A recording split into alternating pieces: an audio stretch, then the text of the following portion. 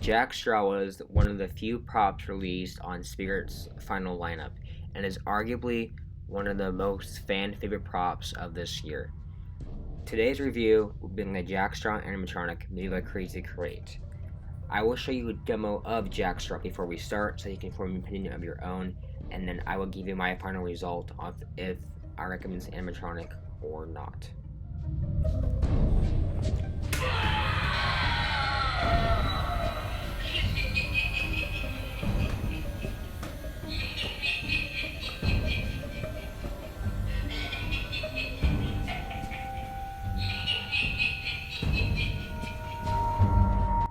There was the demo of Jack Straw. Now, I'll be rating Jack Straw on 5 different categories. The first category is detail, second is animation, price, scare factor, and quality. We are first going to start off with detail.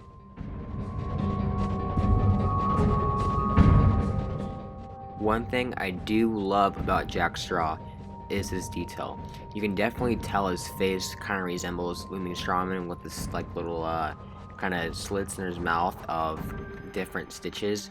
And his face also reminds me of Nightmare Harvester, which is kind of the weird kind of sheep's face. Reminds me definitely of him. And I really love the clothing they put on him, the shirt, just the overall like classic Scarecrow appearance. It definitely does throw off that Scarecrow vibe. And I love the face, especially in person. The face looks a lot better than it does in the video. So overall, for detail, I think I'll give it 1 full star. The next star is animation. Now this and scare factor kind of tie in as one because they're kind of just one big thing. But I will talk about scare factor later. But point is, the animation, this guy and Demonic Dahlia share the new uniqueness of this motion. Is basically where they both sit down and they can sit on anything, or it doesn't have to be anything. It could be just sitting there randomly or like in the air, but it looks weird. But like really, this animation is unique. They both pop up with their arms, not arms, but like Jack Straw does, with his arms come out and his head pops up and he kind of just stands there and it comes back down and retracts and he folds back down, just like arms and head.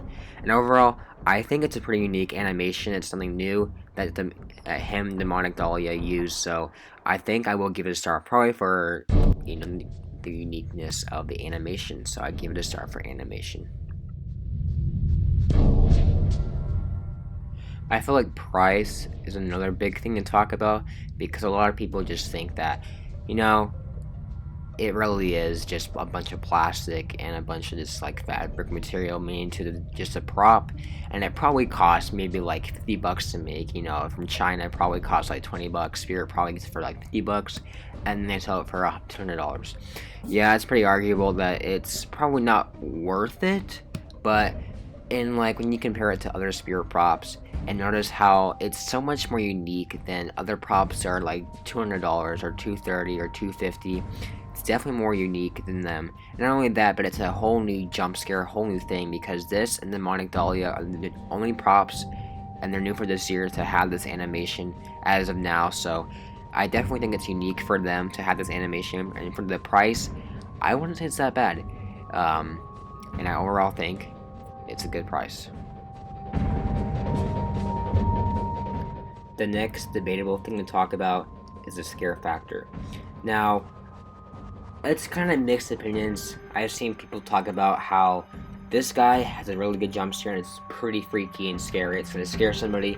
And then there's other people talking about how this guy is not as scary as Demonic Dahlia, because obviously Demonic Dahlia is faster.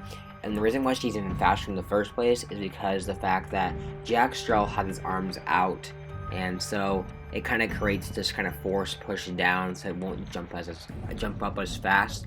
But with Demonic Dahlia, since her arms are more into her, like she's more in her chest, it's not going to create as much, like force down. So that's why she jumps a lot faster. But even then, I still think that Jack Straw has a great scare factor. I feel like people are still not going to expect the fact that it stands up from the chair or like something it's sitting on, and I think it's a great jump scare, and I still think that even if it's a little slower than Demonic Dahlia, it's going to still scare as much people, because people are really not going to expect it to stand up, because it's just a Halloween prop. People are probably expecting maybe the head to pop up, but the whole body to pop up. I think that's a unique scare factor that him and Demonic Dahlia have. So overall, I'm gonna give it a star for scare factor.